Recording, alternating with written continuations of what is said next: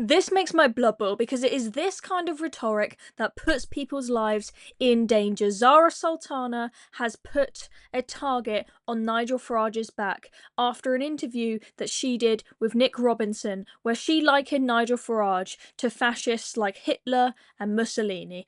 Let's take a look at what she said in this interview. She is claiming that this title is just clickbait nonsense from the press, but you can make what you will of her comments. Let's take a look, but first of all, make sure you hit the subscribe button down below if you haven't already for more news updates. So let's take a look at what Zarah Sultana actually said in this interview. She didn't directly say that Nigel Farage was Hitler, but then challenged as to whether she does think that he's like Hitler. She couldn't give a no, let's just say. So she said in an episode of BBC's Political Thinking with Nick Robinson that Nigel Farage and the Reform MPs are committed to peddling racism.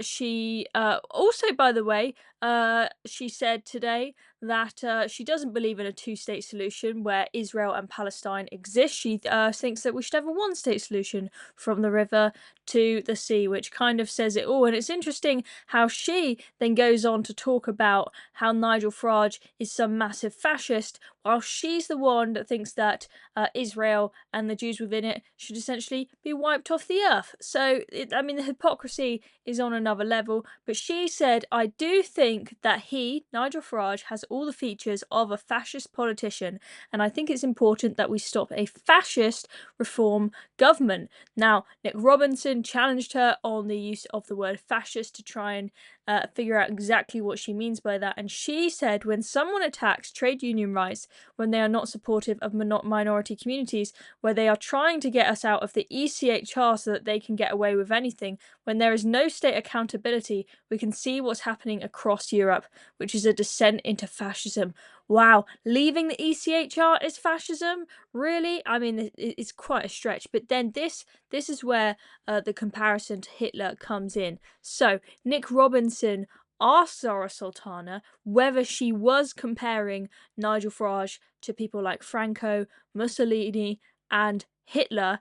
And rather than saying, no, Nigel Farage is not on par with Hitler, she says, I have legitimate concerns about what a Nigel Farage government would do to trade unionists, to working class communities, to minority communities, to LGBT people.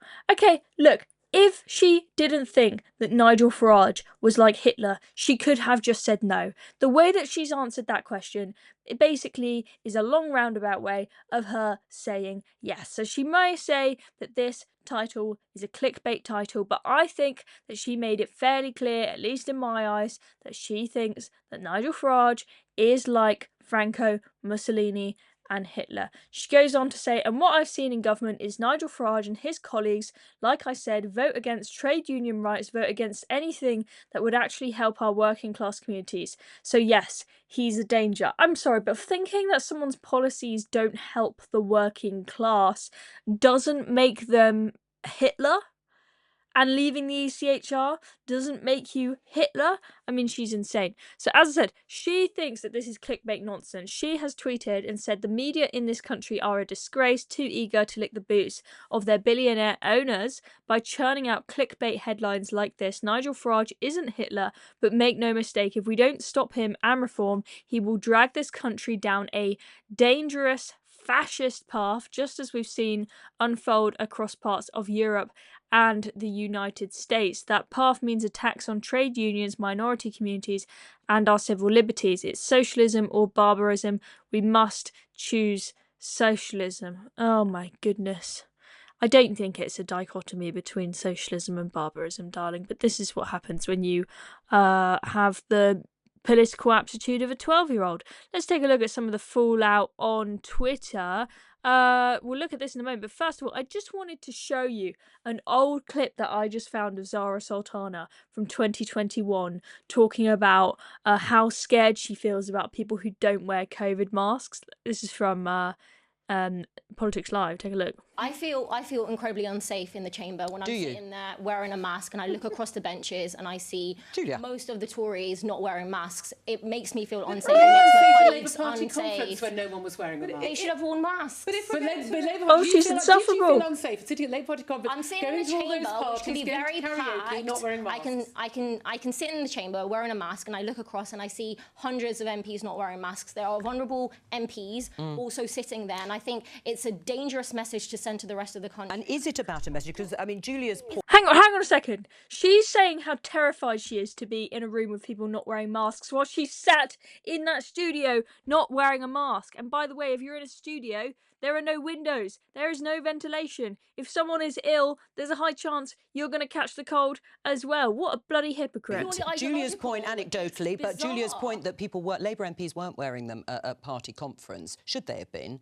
I think when we look at the case right now, when we look at the issues in Parliament, when we look at the messaging that's coming out of the Speaker's office, this is dangerous to other people's public health. I think MPs should be wearing it in the chamber and around the estate as well. Why are you wearing one now? Right, well... because we're in the studio, good question. we're socially distanced. Now it's safe. Okay, so because there's a little gap between you and Julia in the studio, you can't catch a cold from her, really? Oh my God, the nonsense that people believed during the pandemic, like, oh, I've got to wear a mask to go for a walk in the forest outside, but I can sit in a studio where there's no ventilation as long as I'm a metre away from someone and sit there for an hour. I can't possibly catch a cold from them then. Jesus Christ. I think he can get in there. Right, well, when you're squished next to hang on, you two. Hang on. It is ideological. Hang on, let me just come back to the issue in the chamber. Just a little throwback to remind you of how insufferable Zarah Sultana is and how much of a plonker she is. Let's take a look at a couple of tweets to respond to these comments that suggested that she may think that Nigel Farage is comparable to Hitler. Zia Yusuf says Andrew Marr recently despicably claimed reforms policies would lead to blood on the streets. He has it backward. It is the sick far-left politicians who will use any and all means to stop reform. Quite worrying. I do not think that the threat when it comes to violence comes from the right. Of course, you'll have a few idiots on the right, but let's be honest, majority is coming from the left. Alex Phillips says to Nick Robinson, are you happy platforming this extreme rhetoric against a top politician? Those words are very grave, especially given recent footage of Muslim and far-left marches.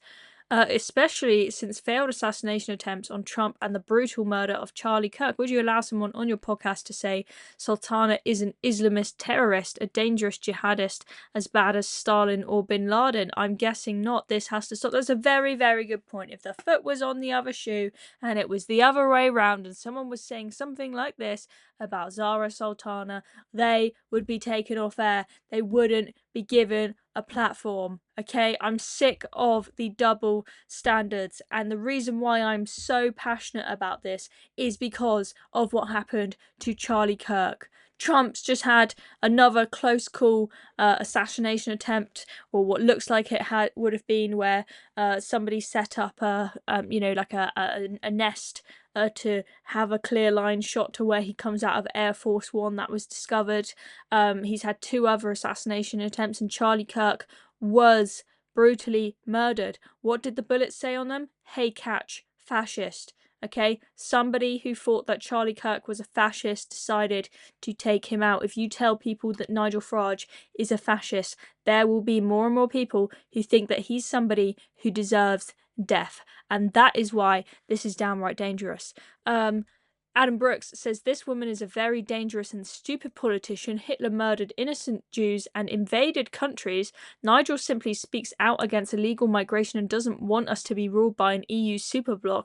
Disgusting woman. Ben Leo says the woman now in some crackpot party with Corbyn, the man who called Jew killers Hamas and Hezbollah friends after Trump assassination attempts, Charlie Kirk murder, and everything else, pulling this shit again should be classed as incitement. Room temperature, IQ. Yeah, I don't think that she is the brightest spark, to be completely honest with you. Chris Rose, such a stupid thing to say, even more idiotic coming from a sectarian Muslim MP who has spread countless lies about Israel and helped fuel anti-Semitism in the UK. Exactly, it's so hypocritical. Zarah is one of the most racist MPs in Parliament. People pretty appalled by her comments. Is this the end of the road for her? Will she be turfed out of your party after this scandal? Will it just be Jeremy Corbyn running the show? Let me know what you think is going to happen in the comments down below. That's the end of this video. Thank you very much for watching, and if you enjoyed it and want to see more, make sure you hit the subscribe button down below. See you next time.